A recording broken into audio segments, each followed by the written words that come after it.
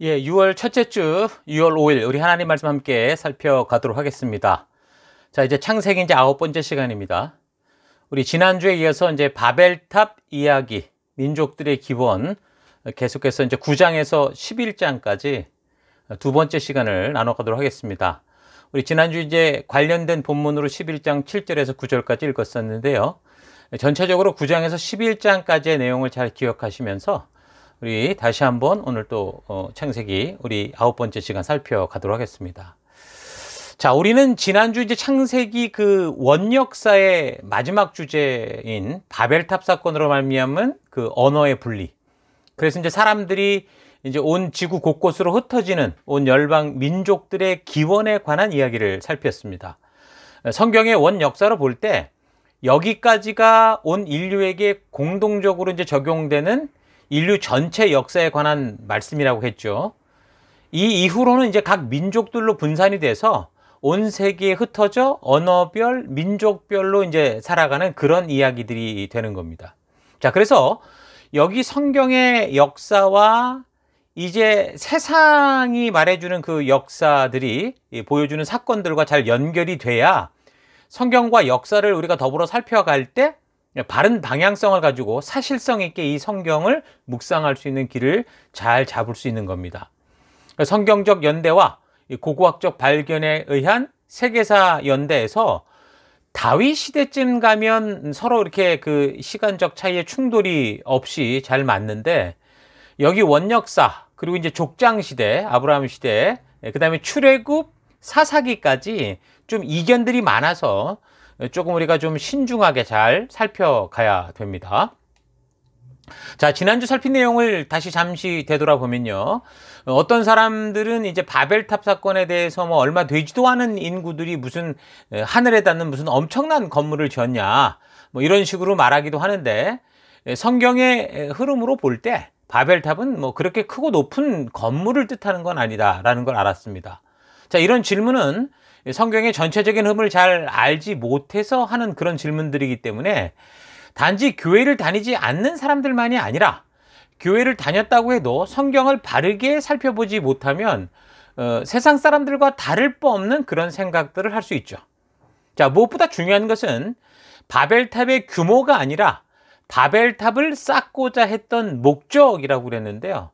그 목적은 하나님과 같아지려 했던 그 교만이라는 뿌리가 있었고, 그것은 아담과 하와가 선악을 알게 하는 나무의 실과를 따먹는 것과 같이 분명한 하나님의 그 말씀을 아는데 의심하고 자기 생각과 느낌대로 살고자 불순종의 길, 그러니까 죄악의 길로 또다시 접어든, 그러니까 인류 역사의 흐름의 방향을 하나님의 뜻이 아니라 세상으로 틀어버리는 사건이라는 것이 아주 중요한 바벨탑에 보여주는 포인트다라는 걸 우리가 알아야 된다고 그랬습니다. 자, 그래서 하나님께서 이 사람들을 이대로 둔다면 홍수 이전 세대와 같이 급속하게 심판을 받는 자리로 떨어질 수밖에 없기 때문에 욕심과 욕망에 하나 되고자 하는 이들의 그 언어를 나누셔서, 그러니까 어떤 나쁜 일을 도모함에 있어서 한 마음이 되지 않고 어떤 일을 이루어감에 있어서 각자의 그 생각을 좀 지킬 수 있도록, 그러니까 주변 사람들의 생각이나 유행에 휩쓸리지 않고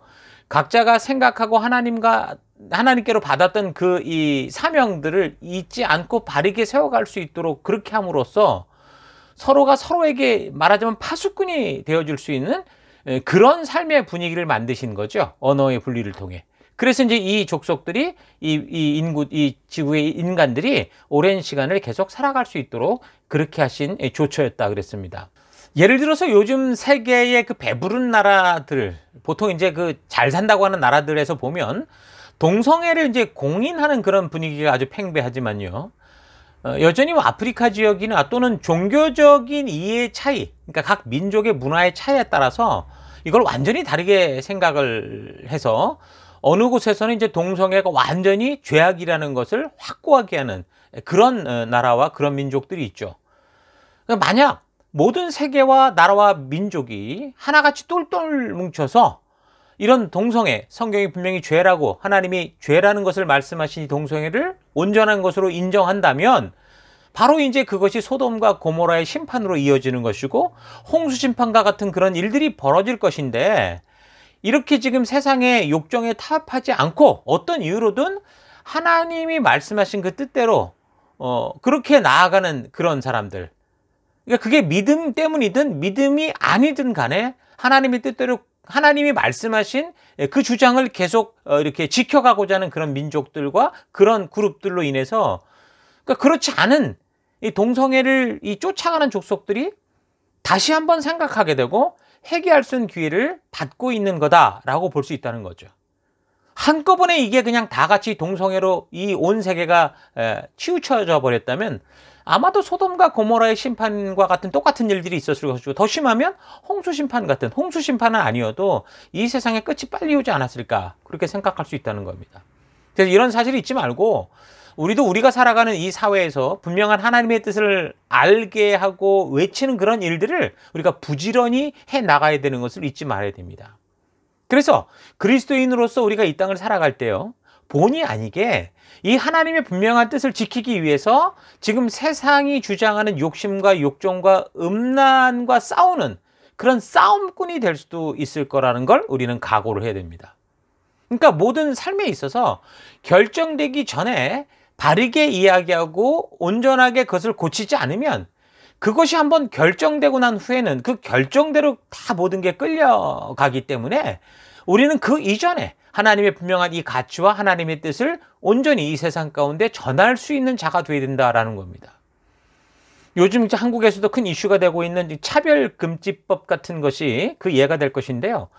바른 성경적 가치의 기준에 따라 법을 이용하여 음란과 욕심을 정당화하려는 것을 바르게 우리가 분별을 해야 되고, 그래서 이것이 법으로 결정되기 전에 이것을 막아내는 그런 일들이 필요하다면 우리가 최선을 다해서 해야 된다라는 거죠.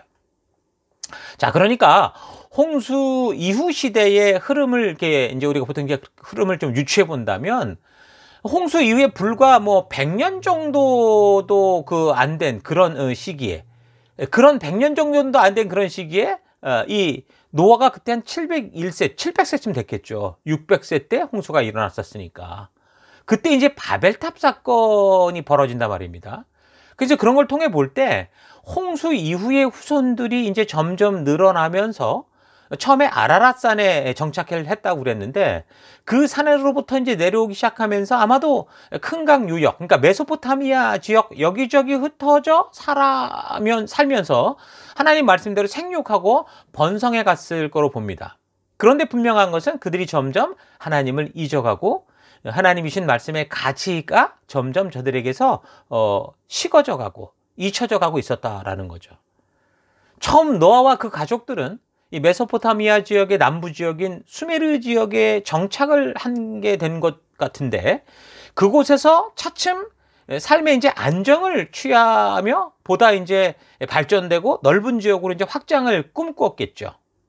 자, 그렇게 홍수 후의 첫 세대는 점차 정착하며 새로운 세상을 맞게 열어가고 개척해가고 있었을 건데, 하나님의 뜻은 이렇게 사람들이 생육하고 번성하는 거, 그러니까 하나님의 창조하신 곳곳에서 하나님의 뜻을 따라 생육하고 번성하며 하나님이신 말씀의 가치 안에서 행복하게 사는 그런 삶이었을 겁니다. 그러나 사람들은 이 특성이 그렇잖아요. 항상 뭐가 이제 먹고 살만 하면, 안정이 되면 어떻게 됩니까?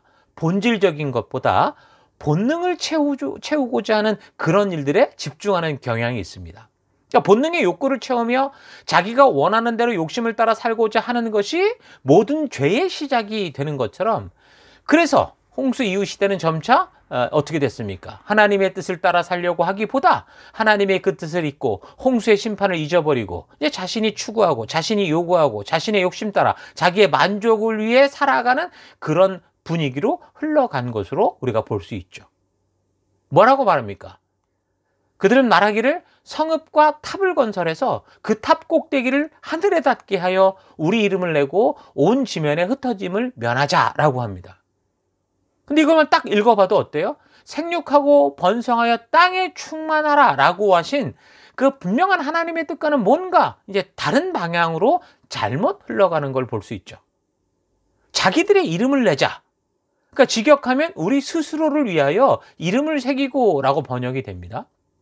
그런데요, 우리가 사실 서로를 위해서 뭘 하는 건 나쁜 게 아닙니다. 그러니까 우리가 하나님의 뜻대로 열심히 해서 우리의 이름을 내고 자랑스러워하는 거, 이건 나쁜 게 아니라고요. 그건 하나님도 자랑스러워 하십니다. 그런데 지금 이 구절 속에서 이들이 말하는 그 뜻의 의미는 뭡니까? 그런 선한 의도가 아니라 바벨탑을 건축한 1차적인 동기로 하나님의 뜻을 노골적으로 무시하고 대적하고, 더 나아가서 우리가 하나님과 동등한 존재가 되겠다라고 하는, 다시 말해서 내가 내 느낌과 감정이 원하는 대로 살아가겠노라는, 그런 마치 에덴 동산에서 그 선악과의 나무의 실과를 먹었던 아담과 하와의 범죄 동기와 똑같은 의도의 그런 죄를 말하는 거죠. 그러면서 뭐라고 말합니까? 온 지면에 흩어짐을 면하자라고 합니다. 그러니까 하나님은 우리가 나누어지고 다투는 것보다 하나 되는 걸 원하시고 우리로 하나 되라고 명령하시는 분이시죠. 그런데 이 구절에서 말하는 흩어짐을 면하자라는 것은 하나 되자라는 것은 분명히 맞지만, 그러나 하나님의 뜻과 그분의 의도를 따라 하나 되자는 게 아니라 자기들의 욕심대로 하나님의 뜻이 아닌 자기들의 생각을 따라 우리가 하고자 하는 대로 해버리자라는 그런 의미가 되는 겁니다. 그러니까 모든 인간들이 한꺼번에 단체로 그런 건 아니겠죠. 그게 아니라 오늘날 그 종교통합운동처럼 아마도 한두 사람의 음모를 가진 자들로부터 시작이 되었을 거라고 봅니다.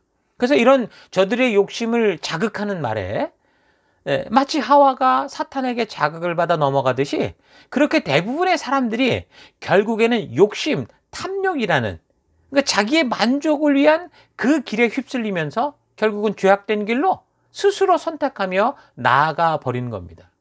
그러니까 분명한 것은 인간 스스로 신이 돼서 하나님께서 인도하실 그 인도하는 길이 아니라 자기들이 원하는 길로 가겠노라는, 그러니까 가인이 택했던 그런 길을 쫓아가게 되는 거죠. 하나님은 자기 뜻대로 되지 않아서 분노하는 그 가인에게 예배를 드렸는데, 자기 마음대로 예배를 드렸다가 하나님이 받지 않으니까 막 분노했잖아요. 그 가인에게 뭐라고 말합니까?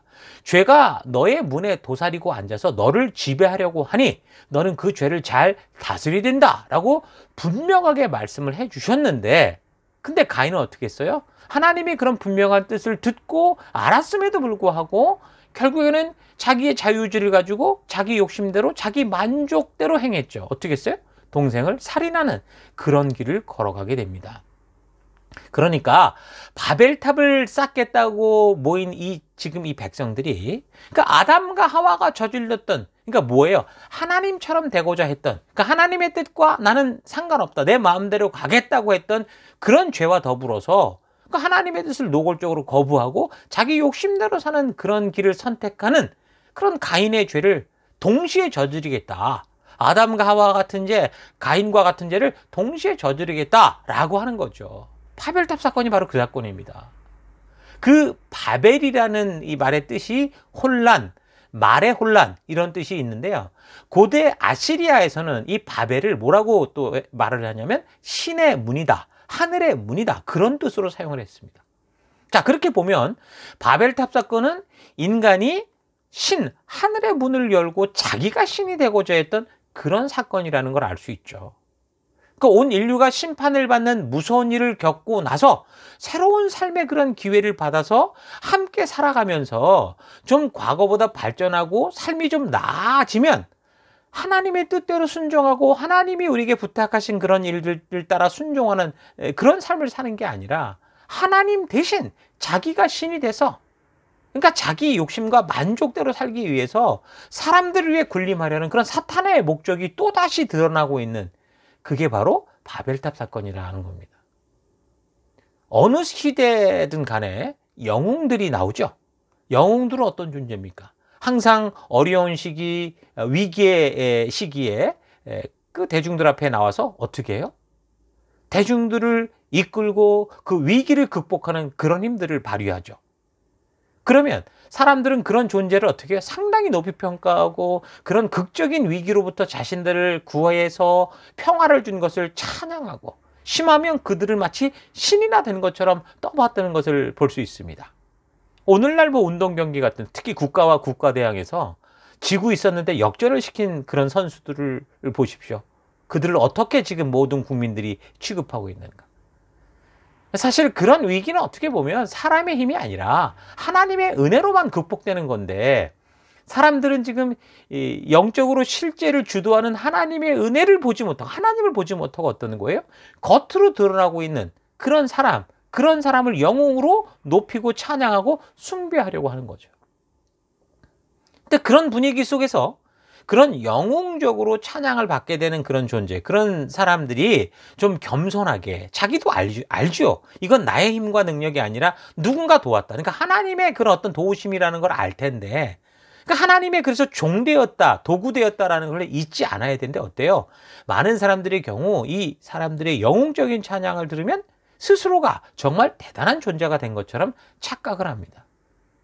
마치 요즘 많은 군중들을 끌고 다니는 그 TV 스타들, 그 아이돌들처럼 자신도 모르게 스스로를 드높은 존재로 생각해 가게 되는 거예요. 그 어린 나이부터 그 연예계에 뛰어들어서 어느 순간 그 젊은 나이부터 많은 사람들의 뭐 팔로우가 뭐 몇천만 명, 뭐 1억 뭐 이렇게 되니까 겸손하게 자기를 최대한 누리려고 하지만, 그러나 그게 그렇게 되는 게 아니잖아요. 겉은 겸손한 척하지만 사실 저들의 삶의 현실을 보면 너무나 정말 황당한 일들이 얼마나 많습니까?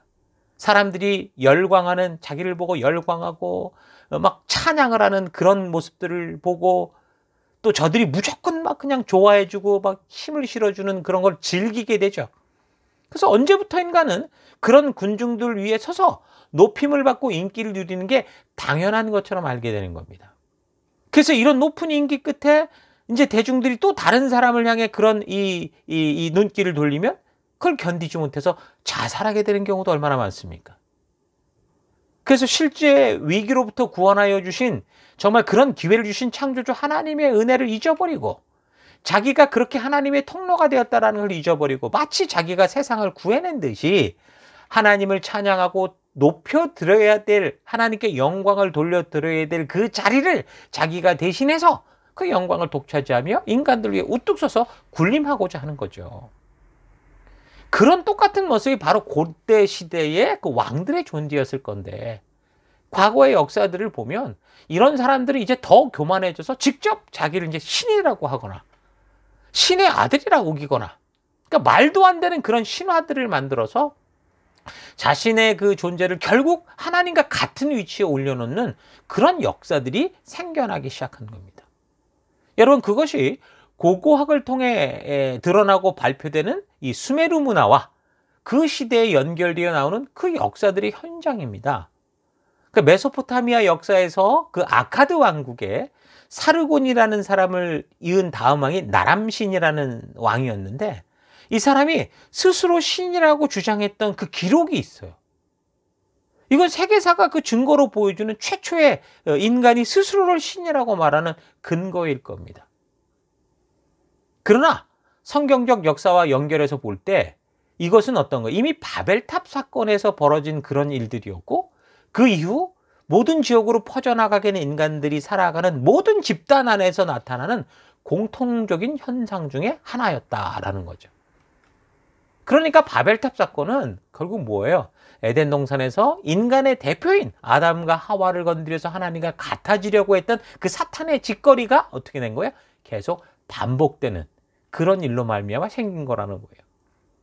바벨탑 사건에 대해 성경은 정확하게 이게 어떻게 돼서 어떤 연유로 이런 일이 벌어졌다라는 그런 기록을 하고 있지는 않지만, 이제 그래도 이제 성경에서 다루는 몇 가지 근거, 창세기 10장이나 뭐 역대상 1장, 뭐 마태복음 5장 이런 데를 참조해 볼 때 이 성경의 몇몇 구절들과 그다음에 고대 역사적인 기록들, 또 특히 이제 이와 관련된 유대인들의 자료들을 찾아볼 때 노아의 그 3대 손자였던 니므롯, 함의 자손이에요.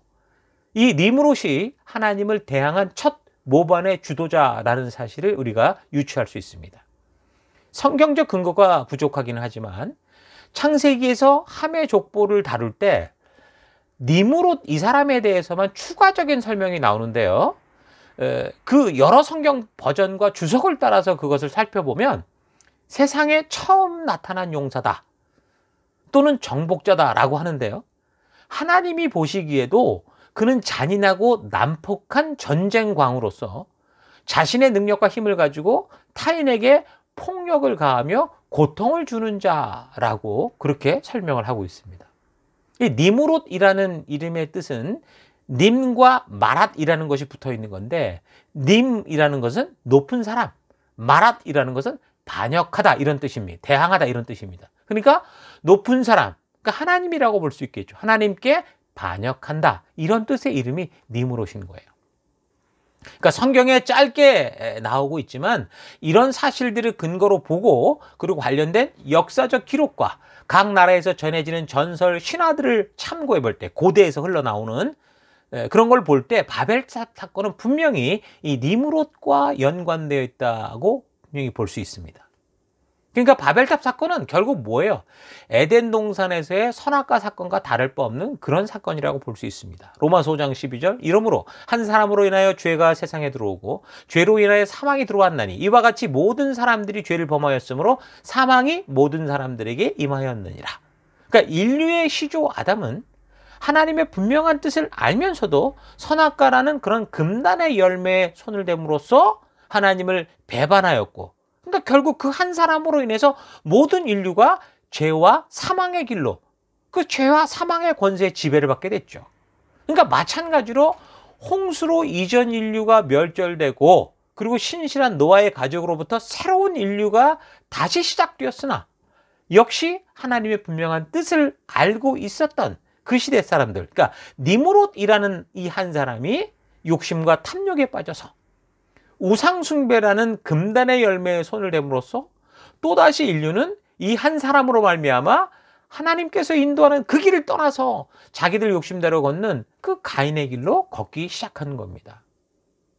이 니무롯을 통해서 하나님의 분명한 뜻을 노골적이고 구체적으로 대적하는 범죄 행위가 발생하는데, 이 사람을 통해 이제 이 세상에 첫 우상숭배가 생겨나게 되죠.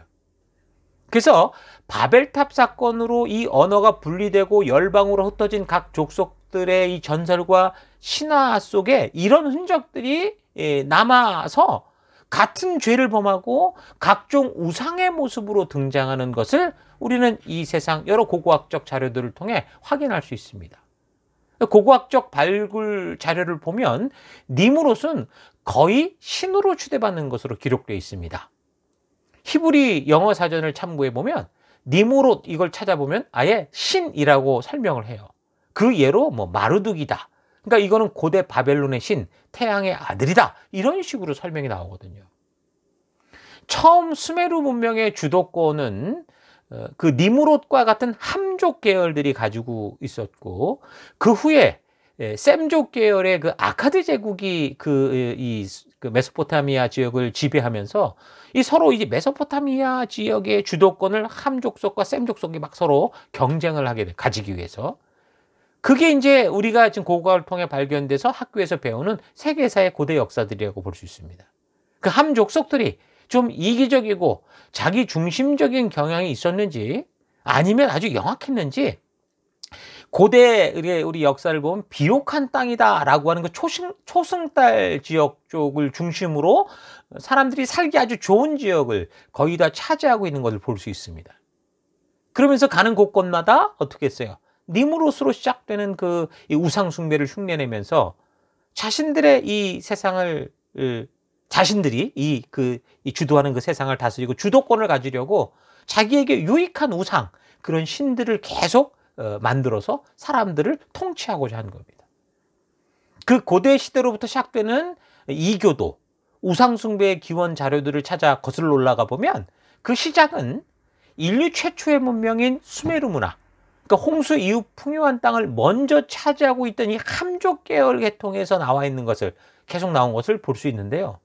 성경과 연관해 본다면 그런 일을 주도한 게 바로 함족속이었던 니무롯과, 그리고 이제 성경에는 언급이 없으나 각 민족 문화 가운데 전승되는 신화나 전설에 대한 자료를 통해 볼 때 니무롯의 아내로부터 그게 시작됐다라는 걸 알 수 있습니다. 그래서 세상에는 지금 별의별 이 우상들과 종교들이 다 있는 것 같지만 그 뿌리를 보면 하나라는 걸 알 수 있어요. 그러니까 각 세계의 여러 우상들의 뿌리를 보면 그 내용이 전혀 독창적이지 않고 다 이 니무롯과 그의 아내로부터 시작된 것에서 벗어나지 않는다라는 것을 각 민족 문화의 우상과 관련된 그런 자료들을 볼 때 우리가 확인할 수 있습니다. 이들부터 시작된 하나님의 천지 창조를 모방한 신화나 하나님을 대신하는 거짓 신들이 나오기 시작하면서 이게 온 세계로 퍼져간 거거든요. 그러니까 니무롯의 주도하에 이루어진 이 바벨탑은 일반적으로 그 하늘에 도달하기 위한 어떤 건축적 도발 행위는 아니라는 거죠. 그러니까 사람이 탑을 좀 높이 쌓았다고 하나님께서 놀라셔서 그 인간의 언어를 혼란시켜서 막 사람들을 다 온 이 세계 곳곳으로 흩어버리는 그런 강도 높은 조치를 취했다라는 것은 여러분 하나님의 성품으로 볼 때 그건 맞지는 않습니다. 그러니까 이 탑은 뭐예요? 하늘을 치솟는 그런 어떤 건축적 탑이 아니라 하나님의 영광을 가로채고 모든 백성들을 속여서 자기가 하나님의 자리를 대신하여 스스로 신이 돼서 결국은 뭐예요? 모든 사람 위에 서서 모든 사람을 조종하고 하나님 대신 경배받고 그들을 다스리고 통치하려고 하는 우상 숭배의 장소였다라는 거죠. 그러니까 이런 사실에 대해서 세계사의 여러 자료를 통해 보여지는 지구라트를 비롯한 우상 숭배와 또 신정일치, 재정일치를 추구했던 정치체제를 보면 알 수 있습니다. 그러니까 세상적인 견해로 이 재정일치라는 게 뭐냐? 가장 오래된 정치 방식 중에 하나거든요. 세계 그 4대 문명이 시작하기 이전 시족 사회에서부터 시작됐다라고 추정을 합니다. 그 왜 이런 통치 방법이 필요했을까요? 그러니까 자기가 원하는 대로 하고자, 그러니까 자유의지를 가진 하나님도 어쩔 수 없는 이 사람들을 자기가 원하는 대로 끌고 가려면 뭔가 극단적인 어떤 강한 설득력이 있거든, 어떤 극단적인 협박이 필요한 것이었는데, 그러니까 사람을 함부로 할 수가 없으니까. 그래서 사람들이 모여 사는 곳에서 항상 발생하는 게 이런 신비한 우상과 그것을 신격화하는, 뭔가 사람들 안에 하나님이 주신 그 하나님을 의식할 수 있는 그 감각을 가지고 사람들을 속이는 일을 하는 겁니다. 그러니까 세계사를 통해 보여지는 왕국의 역사와 그 왕들의 행적들을 보면 그 근본이 하나님의 영광을 인간이 가로채고 스스로 하나님인 것처럼 행동하고자 하는 그 선악과의 흔적, 바벨탑의 흔적이 그대로 그 역사 속에 나타나는 거예요. 메소포타미아 문명의 역사를 보면 성경과 연대는 물론 다르지만 전체 역사 전개 상황이, 그 연대 측정에 대해서도 지금 말이 많아요. 어쨌든 전체 역사 전개 상황이 성경이 지금 보여주고 있는 이 역사의 흐름을 그대로 보여주고 있는 것을 알 수 있습니다. 여러분, 인간이란 삶의 의미를 추구하는 그런 존재죠. 그런 존재의 의미를 가장 잘 제시하고 깨닫게 하는 것은 당연히 뭐예요? 우리를 창조하신 하나님의 뜻을 아는 건데, 그러니까 결국은 하나님을 아는 어떤 감각이 있는데 이런 것을 중간에 누가 가로채요? 사탄이 가로채고, 사탄이 사용하는 사람이 가로채서 그거를 자기 영광으로 채우고자 하는 것, 그게 우상숭배고 그게 종교라는 거예요. 하나님은 피조된 사람들의 양심과 마음속에 하나님을 인식하고 감각할 수 있는 그런 능력을 심어주셨습니다. 다시 말해서 피조물된 사람들은 전능자를 의식하는 영적인 감각이 있고, 그래서 그 전능자의 뜻을 따라 살고자 할 때 참된 영혼의 평안을 누리는 영적인 본능이 있다는 거예요. 그런데 아담과 하와의 타락으로 그 영적인 감각이 상해서 그 전능자가 하나님이다 라는 이 사실을 망각하게 된 거죠. 그래서 하나님이 주신 영적인 감각이 우리 안에서 지금도 뭔가 이 전능자가 계시다고 계속 외치는 그 감각이, 그 분명히 전능자가 존재하는 걸 알게 하고 있는데 바르게 보는 안목이 희미해져 버리니까 어떻게 되는 거예요? 하나님의 말씀으로 그분이 바로 하나님이심을 바르게 만나는 그 거듭남이 없으면 교회 안에까지 들어와도 미신을 찾게 되는 그런 결과들이 나타나는 거예요.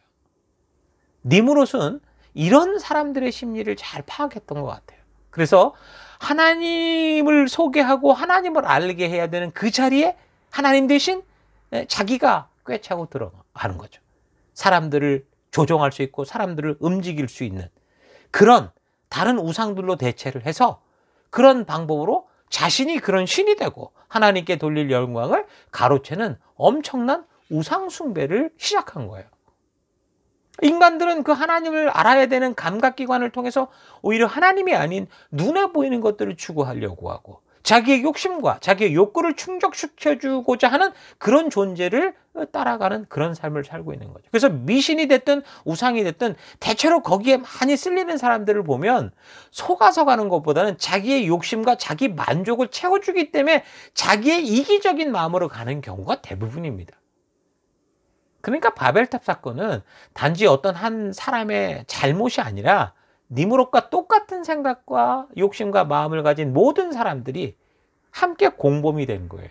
그 욕심과 자기 만족을 추구하기 위해서 그런 것을 주도하는 능력이 있어 보이는 것들을 쫓아가는 단체적으로 범죄를 저지른 그런 거라고 보는 거죠.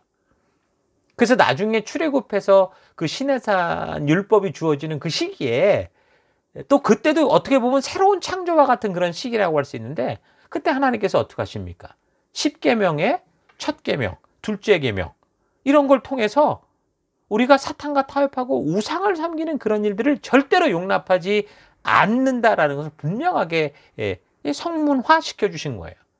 또한 율법의 곳곳에 그런 짓을 하지 못하도록 그러니까 뭔가 하나님을 대체하는 그런 짓들을 하지 못하도록 뭐 혼백을 불러내는 행위를 금지시키고 기륭화복을 점치는 그런 행위, 점성술 그러니까 점쟁이, 복술과 뭐 요술객, 무당, 주문을 외우는 사람과 귀신을 불러 물어보는 사람과 박수와 혼백에게 물어보는 그런 일들 다시 말해서 하나님이 필요한 사람들을 우상과 사탄에게로 이끌어내는 그런 이 사람들이 절대로 있어서는 안 된다라는 것을 이 율법 속에 분명하게 기록으로 못 박아 알게 하시고 우리로 말미암아 그것을 지켜 살아갈 수 있도록 우리의 안전을 위해서 그런 길을 분명하게 말씀을 해 주시잖아요.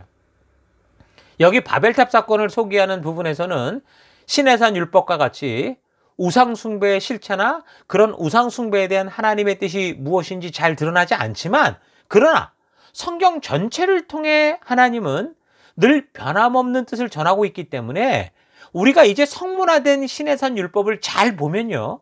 바벨탑 사건을 통해 하나님께서 그때 안타까워하시고 염려하셨던 게 무엇인지 그래서 굳이 언어를 나누실 수밖에 없었던 이유가 무엇인가라는 것을 분명하게 알 수 있다라는 거예요. 자, 그러면 바벨탑 사건을 주도한 니무롯으로 인해서 이제 시작되는 그 우상숭배의 그런 관련된 얘기를 좀 우리가 좀 살펴보면요. 이거는 뭐 성경에 이런 이야기가 구체적으로 나오는 것이 아니라 역사적인 자료들을 통해 이제 살펴볼 수 있는 것을 나누는 겁니다. 그러니까 대부분의 역사적인 자료에서 이 신들의 기원을 찾아가면 거의 비슷하고 유사한 걸 보는데 이 여러 나라라고 해도 결국 처음 한 곳에서 같은 공통적인 경험을 하고 그게 흩어졌기 때문이다라는 걸 우리가 알 수 있습니다. 그러니까 세계 어느 나라를 가도 거의 비슷한 창조의 이야기가 나오고 홍수 심판에 대한 이야기들이 있는 것처럼 우상신들에 대해서도 거의 비슷한 이야기로 전해지는 것을 보면 그것이 홍수 심판 후 언어가 하나였을 때 그러니까 민족의 이 원역사 이 세상의 원역사 그때에 이렇게 바벨탑 사건을 둘러싼 사건을 이 민족들이 공통적으로 경험을 했고 그리고 그 결과로 언어가 나누면서 세계 곳곳으로 다 흩어져 갔기 때문에 같은 이야기들이 흘러가고 있다라는 걸 우리가 알 수 있는 거죠. 그러니까 많은 사람들이 수메르 문화를 비롯한 이런 세계 역사적인 기록들을 진리처럼 믿고 있지만 이 진짜를 증명할 수 있는 수많은 증거들이 있어서 그렇게 하는 게 아니라요. 지금 고고학을 통해서 그저 몇 개 발견된 것을 두고 이게 마치 진화론 같은 원리예요. 그거를 어떤 원리로 만들어서 그런 역사를 자기들이 이제 그렇게 짜집게 해서 뭐 진화론과도 연결돼서 만들었겠죠. 그래서 그것을 확신하고 믿고 있는 게 대부분인 거죠. 오히려 성경은 너무도 많은 사본들이 있거든요. 그러니까 사본들이 많다는 것은 이게 어떻게 보면 굉장히 진리에 가까운 근거를 찾을 수 있는 그런 이유가 됩니다. 사본들끼리의 오류가 적고 사본이 적혀진 시기가 원본으로부터 시간적 차이가 많지 않고 그 다른 어떤 기록물보다 이런 것들이 시간적 차이가 길지 않기 때문에. 그러니까 그게 고석 검증법의 아주 정확한 이해인데, 그런 걸로 찾아봐도 확실하게 과거의 역사를 증거하고 있는 그것이 바로 성경이다. 거의 사실적의 사건에 가깝다라는 걸 알 수 있습니다. 그래서 실제로 고고학이나 역사학을 제대로 공부하는 그런 학자들은요, 이런 신빙성 있는 성경의 내용, 그러니까 성경 자체가 신빙성이 있기 때문에 그 내용을 신중하게 다루고 함부로 말하지 않습니다. 오히려 뭐 어설프게 역사에 대해서 조금 공부하고 마치 첨부를 하는 것처럼 하는 그런 사람들이 얄팍한 지식으로 트집을 잡고 생떼를 부리는 경우가 대부분인 거죠. 여러분, 성경의 경우는 이 또한 같은 사람에 의해 분명히 적혀졌지만, 그러나 하나님의 섭리를 통해 계시하심으로, 하나님이 직접 개입하심으로 사람이 기억할 수 없는, 알 수 없는 그 진짜 역사의 사실들을 기록하여 우리에게 주셨다라는 거예요. 여러분, 그렇지 않고서 어떻게 모세가 그 과거의 창조로부터 시간을 알겠습니까? 홍수 이전의 시대를 어떻게 알 수 있겠습니까? 그러니까 분명히 이건 분명한 계시를 통해 이루어진 것을 알 수 있는 거죠. 그러니까 신화라는 것도 결국은 그런 거예요. 전해 들은 이야기. 거짓말은 아닌데 거짓 같아 보이는 그런 얘기들 왜 그러느냐? 그러니까 처음으로부터 얘기가 계속 각색돼 왔다라는 거죠. 그래서 결국에는 그 각색된 거품들을 다 정직하게 빼면 어쩌면 그것은 분명히 하나님의 이야기, 원래 역사 이야기가 될 수도 있습니다. 그러니까 사람들이 불순종하며 욕심대로 살다가 과거 실제적인 사건에 대한 이제 기억을 점차 잊고 자기의 욕심에 취해버린 거죠. 그러니까 자기 원하는 식으로 생각하고 자기 원하는 대로 상상을 부풀리는 과정에서 이제 엉뚱한 우상, 그런 신화가 만들어진 겁니다. 그 신화의 가장 처음 원인이 되는 진짜 역사를 정말 찾아 올라간다면 결국 어디로 가겠어요?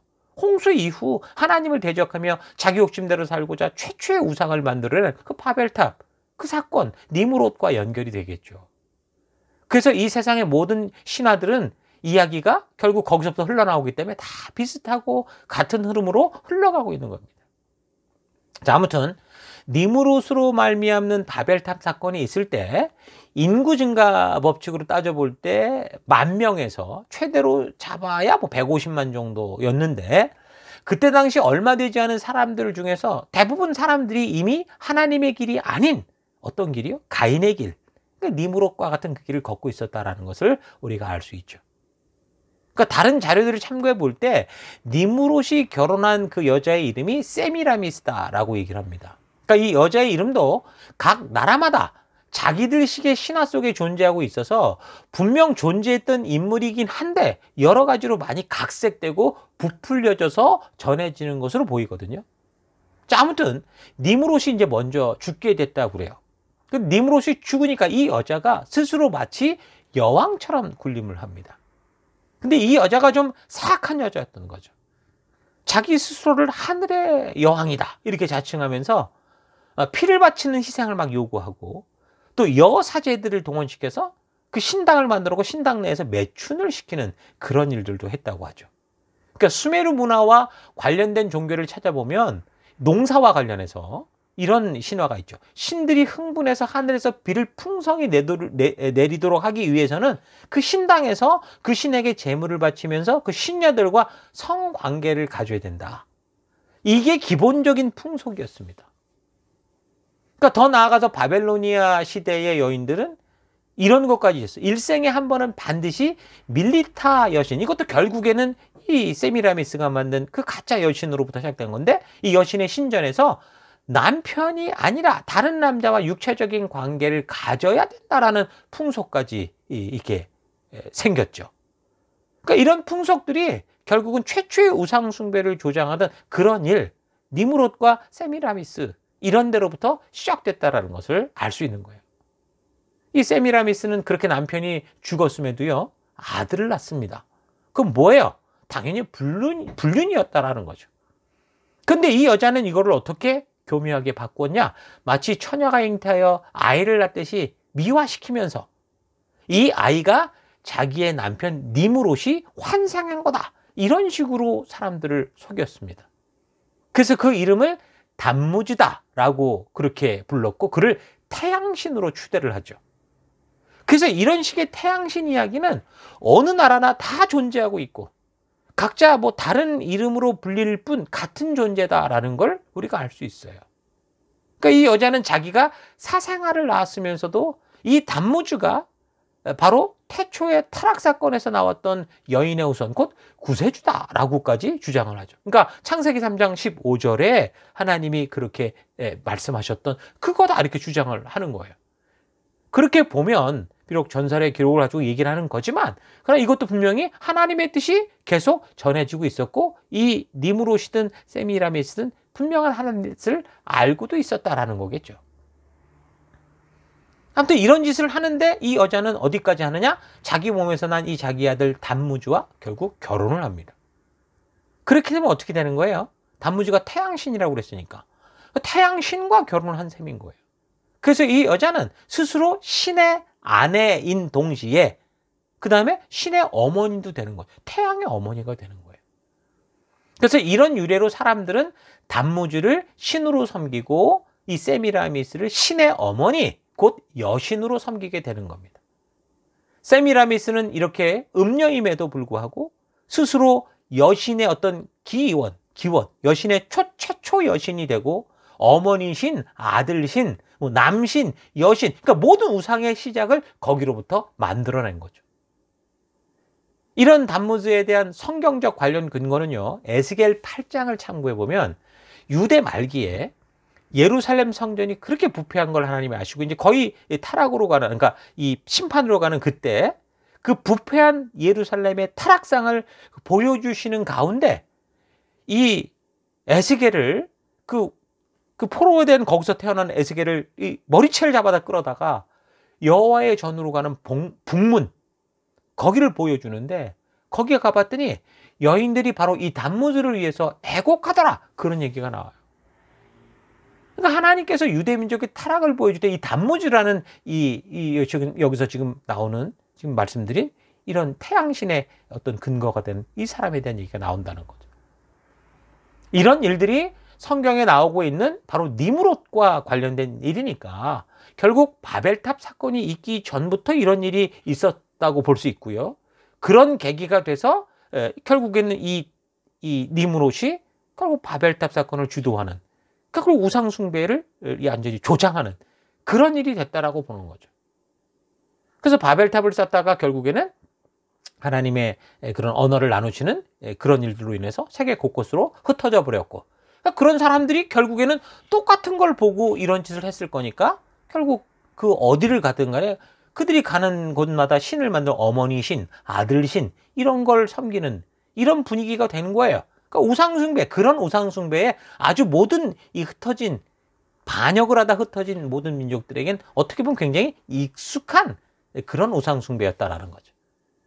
비록 언어가 달라져서 다 각각의 민족으로 분열됐지만 온 세상의 우상숭배의 뿌리가 되는 이 바벨탑 사건 후에 구체적으로 드러난 이 어머니 신과 아들 신이 곧 여신과 남신의 사상이, 그런 것들이 이제 일반화, 온 세계 속에 퍼져버린 겁니다.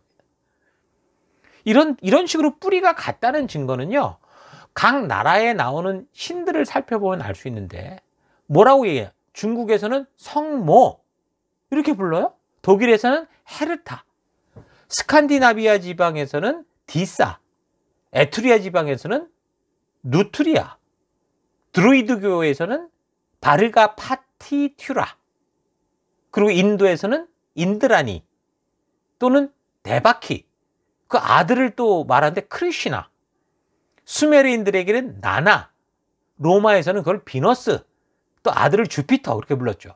소아시아 지방에서는 키벨레, 아들을 데이오스, 가나안 지방에서는 아스다롯, 에베소 지방에서는 아테미, 다이아나, 고린도 지방에서는 아프로디테, 애굽에서는 아이시스, 아들을 호루스, 이런 식으로 그러니까 세미라미스가 행했던 똑같은 그런 컨셉으로 남신과 여신, 또 어머니 신과 아들 신, 이런 형태로 어느 민족 어느 문화에나 존재하고 있는 거예요. 이런 식의 우상은 시간이 흘러가면서 여러 민족과 큰 나라를 통치하는 곳마다 스며들게 되는데, 신약으로 와서 이렇게 여신 혹은 어머니 신과 아들 신을 섬기는 것이 익숙해져 있는 흘러오던 그 세상의 역사 속에 중세시대에 들어가며 중세시대를 지배하던 로마 가톨릭에도 이런 똑같은 컨셉에 변질된 우상숭배가 스며듭니다. 그게 바로 어머니 마리아와 아들 예수를 통해서 어머니 신 이런 식으로 강조를 하는 거죠. 성모 이런 거. 그러니까 교회에서는 함부로 그렇게 성모라고 그렇게 부르면 안 돼요. 이미 온 세계에 세미라미스에 의해서 시작된 우상숭배 형태가 퍼져서 지금 각 민족마다 다 그렇게 흘러오고 있었기 때문에 우상숭배로. 처음 로마에서 기독교를 결국 인정했던 그 황제가 콘스탄티누스 때잖아요. 그러니까 그때 자신들이 지금 다스리는 이 로마가 다스리는 그 큰 세계 속에 지금 각종 우상을 믿는 민족들로 하여금 이런 기독교를 통일 종교, 로마의 하나의 종교로 받아들이게 해야 되는 그런 숙제가 있었는데 바로 그것의 공통점을 찾아낸 게 이런 거죠. 다 다르게 부르고는 있으나 어디를 가나 이 교도 속에 어머니 신, 아들 신 이런 게 있다라는 것을 분명히 알게 되니까 그래서 가톨릭이 그 초기부터 어머니 마리아와 아들 예수 이런 식으로 그런 형태의 변질된 미신으로 둔갑을 시켜서 그래서 결국에는 지금까지 흘러오고 있는 거예요. 여러분 초대교회 당시에 예수님께서 십자가를 지시고 죽으시고 부활하실 때 당연히 이런 인식은 없었죠. 뭐 어머니 신 이런 건 없었어요. 오직 하나님께서 약속하신 그 메시아가 오신 것에 대한 기쁨과 그에 대한 믿음과 그로 인해 교회들이 성장하기 시작한 거죠. 그리고 아시는 것처럼 이제 우리 또 살펴가겠지만 나중에 시간이 흘러서 그 초대교회의 역사를 결국에는 어쨌든 뭐 핍박하던 로마가 이어받게 되는데 그래서 결국 로마 교회로 그 교회의 흐름이 흘러갔다고 볼 수 있는데 그 초기 말씀드린 것처럼 콘스탄티누스 황제의 종교 정책으로 그런 식으로 이 어머니신 아들신 이게 컨셉이 들어와서 이거를 교회 교리화시키는 것까지는 아직 아니었거든요.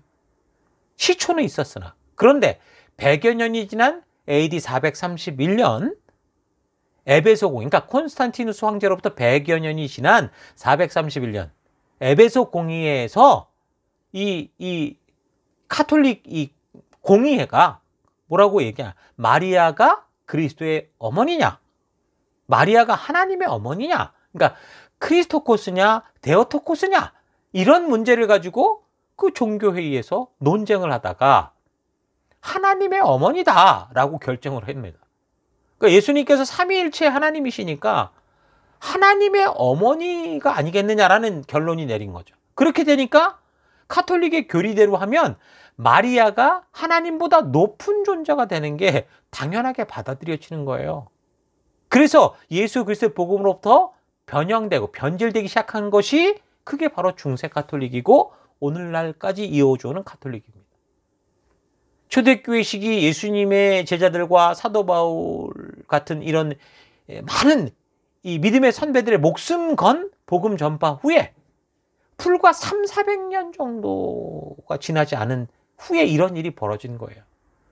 그러면서부터 성경의 권위보다 더 높은 힘을 가진 교회의 통치자, 교황의 권한으로 어떤 일이 벌어지느냐.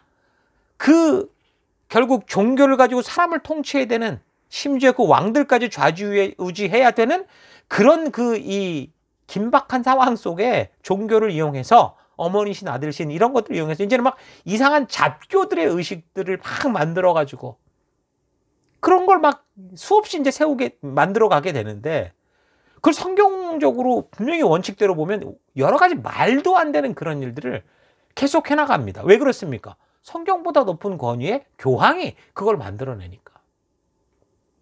나중에는 그래서 어디까지 가느냐? 이 마리아가 무죄로 잉태했다. 그러니까 예수님 같이 그렇게 태어났다. 그렇게 주장하고 또 마리아는 영원한 동정녀였다. 분명히 예수님의 형제가 육신의 형제들이 있었는데 이런 식으로 주장을 하고 그리고 또 그게 뭐 예수님과 같이 공동 구속자요. 결국 그래서 하늘의 여왕이다. 이런 식으로 주장을 합니다.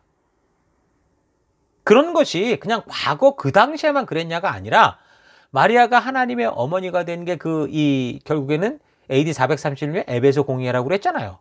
그 에베소 공의회 431년에 1500주년을 기념하는 1931년이죠. 1931년에 마리아는 완전한 하나님의 어머니였다라는 사실을 재차 그 교회 회의에서 확정을 합니다. 가톨릭에서. 그러니까 하나도 변한 게 없다는 거예요. 개신교 같은 데서는 예수님께서 성육신 하신 후 하나님의 아들이다라는 걸 확실하게 믿는 그런 믿음으로서 데오토코스라는 말을 쓰는데, 로마 가톨릭은 어머니신, 뭐 마리아의 신성, 이런 걸 강조하고 그걸 주장하고 그걸 믿고 있는 거예요. 이 말은 뭐냐? 성부, 성자, 성령, 삼위일체 하나님이 아니라 그 삼위일체 하나님의 어머니가 마리아다 주장하게 되는 거고, 그래서 그가 하늘의 여왕이라고 하는 건데, 그러니까 삼위일체 하나님보다 더 어머니니까 그게 하늘의 여왕이 되는 거예요. 그게 바로 어디서부터 나왔다고요? 세미라미스가 주장해온, 그 온 세계에 심어놓은 그런 사탄의 술책, 우상숭배 시작이다, 그 말입니다. 가톨릭에서는요, 8월 15일, 우리 광복절에 뭐를 하냐? 마리아 승천 대축제를 지킵니다. 그러니까 마리아도 결국에는 예수님처럼 죽은 후에 육체와 영혼이 함께 하늘로 올라갔다, 그렇게 주장을 해요. 이런 주장에 대해서요, 동방정교회도 이걸 받아들이고 있습니다. 로마 가톨릭 안에서는 심지어 어디까지 나가느냐? 마리아가 죽기 전에 승천했다, 이렇게 주장하는 부류들도 있어요. 여러분, 우리가 바르게 알아야 됩니다. 성경은 사람이 한 번 죽는 것은 정해진 것이고 그 후에는 반드시 심판이 있을 거다, 분명하게 말씀하죠. 그러니까 성경대로 역사를 살펴볼 때 가톨릭은 오늘 우리가 생각 없이 알고 있는 그런 것보다 굉장히 훨씬 심각합니다. 이것은 완전히 뿌리가 다른 문제가 돼버렸어요.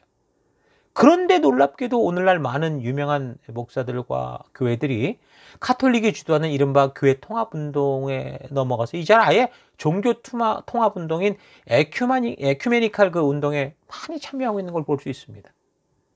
처음 에큐메니칼 운동의 목적이 뭐였냐? 기독교, 가톨릭, 히랍 종교, 러시아 종교, 그러니까 동방 종교, 이런 것들이 전체 하나로 묶여져서 처음 초대교회, 그러니까 서로가 나뉘기 전 거기로 가자, 돌아가자, 그런 의미였다라고 그래요. 그런 의도로 시작을 해요.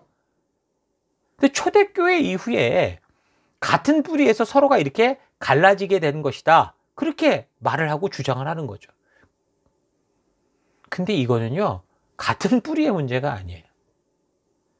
제가 지금 설명해 오던 방식대로 얘기를 하자면 우리는 절대로 같은 길이 아니라 지금 처음부터 다른 길을 걷기 시작한 거예요. 그러니까 바른 바톤을 주고받았다고 볼 수 있어요. 초대교회에서 바른 바톤을 받았는데, 근데 그 이후에 어떻게 해요? 그 에베소 공의에서부터 완전히 다른 길로 가기 시작했다, 그 말인 거죠. 가톨릭은 그래서 기독교의 큰 집도 아니고요, 작은 집도 아니고 완전히 딴 집입니다. 어떤 사람들은 마치 이 기독교가 가톨릭에서 이렇게 분리해 나온 거로 아는데 그게 아니고요, 원래대로 돌아가는 겁니다. 초대교회로 돌아가는 거예요. 가톨릭은 초대교회의 명맥을 이어받아 완전히 이상한 데로 간 거고, 여러분 정말 뿌리가 같다면 뭐 하나 되는 운동을 합니까? 그렇지 않아도 저절로 하나잖아요. 같은 길을, 정확한 길을, 성경의 길을 가고 있다면 함께 같은 길을 가자고 운동을 벌이지 않아도 우리는 성경이 인도하는 길을 함께 가고 있는 거 아니겠습니까? 그런데 그렇지 않고 왜 자꾸 하나 되자고 주장하느냐? 실제로 사실이 하나가 아니기 때문인 걸 알기 때문인 거예요. 성경으로 돌아가자, 바른 뿌리로 돌아가자 하면서 자신들이 결국 마음대로 만든 우상의 교리, 교황 밑에 생겨버린 그런 성경보다 높은 권위를 가지고 자기들이 만든 교회의 결정으로 들어와야 된다, 모두가 거기로 들어와야 된다. 그래서 이 가톨릭은 결국, 이 가톨릭의 교황은 뭐가 되려면 법황, 모든 종교의 왕이 되고자 하는, 그러니까 말 그대로 하늘의 여왕이 되고자 하는 흉악한 음모들이 있기 때문에 이런 일들이 지금 버젓이 벌어지고 있는 겁니다. 여러분, 이 사람들이 주장하는 대로 만약에 하나 돼야 되지 않겠냐라고 한다면, 그러면 BC 1517년에 있었던 역사 속에서 진정한 기독교로 말씀 중심의 그런 교회로 서게 된 종교개혁은 무슨 의미가 있는 겁니까? 그 중세 가톨릭의 통치 당시 이들이 성경은 사용하고 있지만 성경을 통해 말씀하고 있는 그 하나님의 뜻을 말하지 않고 그 성경보다 높은 권위를 자기들이 종교 법으로 세워놓고 자기들의 생각대로 종교를 만들었기 때문에, 그래서 종교개혁이 일어난 거 아닙니까? 그러니까 가톨릭은 근본적으로 뿌리가 잘못되어 있으니까 계속해서 지금까지 뭐예요? 자꾸 이상한 운동을 벌이고 있는 거예요. 성경을 사용한다고 해도요, 완전히 다른 길을 걷는 그런 이단들이 얼마나 많은지 아시죠? 신천지, 구원파, 통일교, 제친한식교, 안상홍, 하나님의 교회, 여호와의 증인, 크리스찬 사이언스, 몰몬교, 이거 전부 다 뭐예요? 이 수많은 이단들이 전부 같은 성경을 가지고 다 자기식 주장을 하고 사람들을 현혹하고 있는 거예요. 그러니까 가톨릭 같은 경우 최대 이 큰 문제가 저는 하나님의 말씀인 성경보다 교황의 결정이 더 우선시하고 있는 그런 구조를 가지고 있는 거다라고 생각합니다. 성경이 근본이 되는 참된 믿음의 기초를 가지지 못한 모든 것들은요, 우상숭배요, 거짓 선지자라는 것을 잊지 말아야 됩니다. 성경에는 노아로부터 나오는 수많은 사람들의 이름이 성경 안에 분명히 언급되고 있습니다. 모두가 하나님의 근데 그 말씀대로 살아간 사람이 성경에 이름이 언급되느냐? 그렇지 않다는 거예요. 여러분, 아브라함의 같은 씨에서 나왔던 이삭 그리고 이스마엘도 믿음을 따라 그 길이 갈라지게 됐고, 그 다음에 이삭과 리브가의 같은 배에서 나왔던 에서와 야곱 쌍둥이도 그들의 믿음에 따라 길이 갈라지게 되죠. 아담과 하와의 배에서 나왔던 가인과 아벨 또한 전혀 다른 길을 걸었던 것 우리가 분명히 알고 있죠. 자, 그래서 우리는 이 성경과 역사를 바르게 알고 분별을 해야 됩니다. 그래서 종교의 색깔만을 띠고 있는 게 아니라 무엇이 참된 믿음인지 이걸 우리가 바르게 알아야 돼요. 오늘날 수많은 우상숭배와 물질주의 쾌락과 성적으로 마음대로 살려는 이런 삶의 뿌리 속에 선악과를 따먹고 바벨탑을 쌓던 욕심들이 우리 안에도 있다라는 사실 여러분 잊지 마시고 어떻게 해야 돼요? 우리는 늘 말씀 가운데 들어가서 말씀으로 깨어 있어야 됩니다. 자, 오늘 또 이렇게 이 원역사의 마지막 주제 바벨탑 사건에 대한 또 우상의 뿌리에 대한 또 그것이 어떻게 오늘 우리 시대까지 흘러오고 있는가라는 것을 우리가 살펴봤는데요. 자, 오늘까지 살펴본 이 창세기 원역사를 통해서 여러분 적어도 창조, 타락, 홍수심판, 바벨탑 사건들의 진정한 이 의도, 하나님이 이것을 통해 우리가 말씀하시는 그 분명한 뜻을 바르게 우리가 알아놔야 이제 이후로 전개되는 이 성경의 사건과 전체적인 이야기들, 역사의 흐름, 신약까지도 온전하게 이해할 수 있게 된다라는 거 잊지 마시고요. 이 성경의 역사의 기초와 이 방향을 잘 잡아가는 그런 시간들이 되기를 바랍니다. 자, 오늘 여기까지 하고 이제 다음 주 계속해서 이제 창세기의 두 번째 파트, 아브라함으로부터 시작되는 족장사, 믿음의 역사들을 살펴나가도록 하겠습니다. 자, 오늘 들은 말씀을 가지고 우리 잠시 묵상하며 기도하십니다. 다 같이 기도하겠습니다.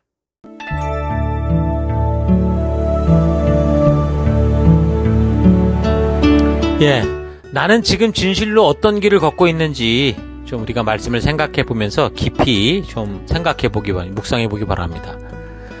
가인이 하나님께로부터 죄가 너의 문에 도사리고 앉아서 너를 유혹하고 지배하려고 하니 너는 그 죄를 잘 다스려야 된다라고 하시는 분명한 하나님의 뜻을 알았듯이 하나님께서는 오늘 우리에게도 하나님의 말씀인 이 성경을 기록하고 보존하여 주셔서 예배와 또 우리 지체들을 통해서 하나님의 진심을 아는 백성이 되어야 함에 대해서 하나님의 그 의도를 알아야 되는 것에 대해서 분명히 말씀하시는 것을 우리도 분명히 듣고 알고 있을 겁니다. 여러분들이 적어도 예배에 나와서 말씀을 듣는다는 것은 바로 그런 하나님의 뜻을, 하나님의 분명한 의도를 아는 것이죠. 그런데 나는 지금 어떻게 살아가고 있다고 생각하십니까? 그 말씀을 들을 때 끝없는 변명과 이 세속의 문화와 유행에 휩쓸려 살아가며 하나님의 뜻을 알고 그 뜻대로 살아가는 일에는 늘 뒷전인 삶을 살아가고 있지는 않습니까? 못 먹어서가 아니라 남보다 좋은 거 못 먹어서 서럽고, 입을 것이 없어서가 아니라 남들 다 하는 유행 따라갈 옷이 없어서 서럽고, 돈이 없어서가 아니라 마음껏 쓰고 싶은데 그렇게 못해서 분하고 서럽다고 느끼고 있지 않습니까? 갚아야 할 빚이 있음에도 먼저 쓰고 즐기게 바쁘고, 나중에 긴급할 때가 되면 남편 탓하고 아내 구박하고 부모를 탓하고 사회를 탓하고 국가와 대통령을 탓하고 그렇게 살고 있지는 않습니까? 그것이 바로 바벨탑을 쌓는 삶인 거죠. 하나님의 분명한 말씀을 거부하고 부르심을 거부하고 자기 욕심대로 결국 살인자의 길을 걸어가 버린 가인과 같은 그런 길입니다. 니무롯의 바벨탑과 가인의 길은 멀리 있지 않고 바로 우리 삶 속에 있습니다. 그런 세상을 우리가 살아가며 그곳에서 빛이 되어 달라고 하나님께서 우리를 부르셨고 보내셨죠. 그래서 여러분이 속한 가정과 직장과 학교와 사업과 모든 관계 속에서 여러분은 빛이고 소금인 겁니다.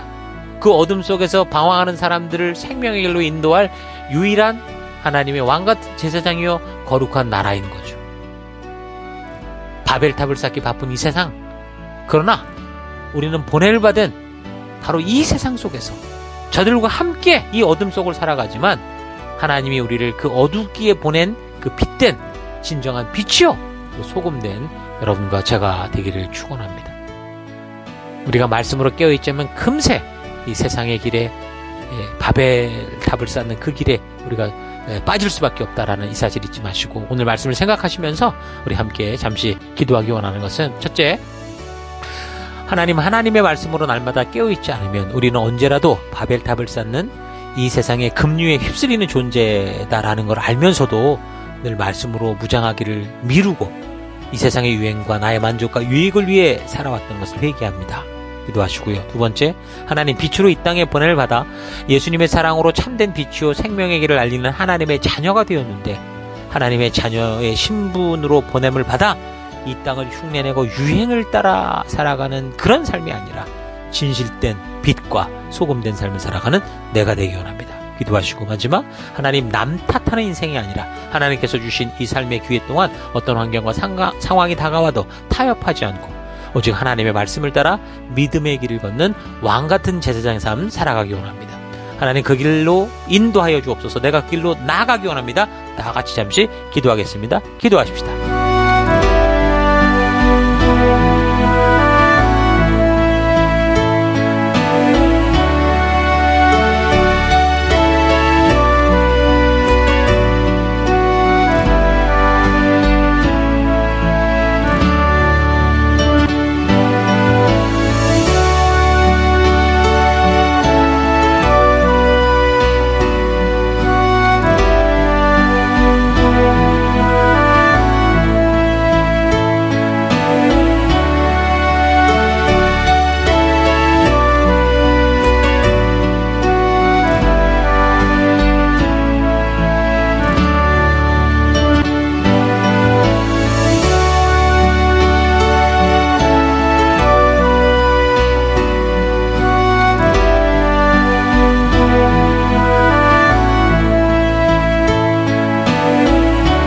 하나님, 오늘 또 우리가 바벨탑 사건의 이야기들을 살피면서 하나님, 오늘 우리 시대 속에 어떻게 이런 욕심과 자기 만족을 추구하는 그런 우상 숭배가 들어와 있고 하나님 우리 심리 속에 어떤 것이 있는지를 우리가 생각해 보았습니다.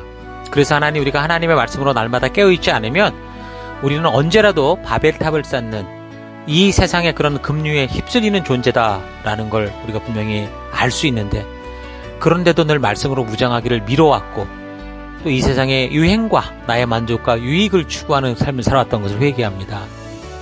하나님, 빛으로 이 땅에 보냄을 받아 예수님의 사랑으로 참된 빛이요 생명의 길을 알리는 하나님의 자녀가 되었는데, 이런 하나님의 자녀의 신분으로 이 어둠 속에 빛으로 보냄을 받아놓고 이 땅을 흉내내고 유행을 따라 사는 그런 삶이 아니라 진실된 빛과 진정한 소금된 삶 살아가는 우리가 되길 원합니다.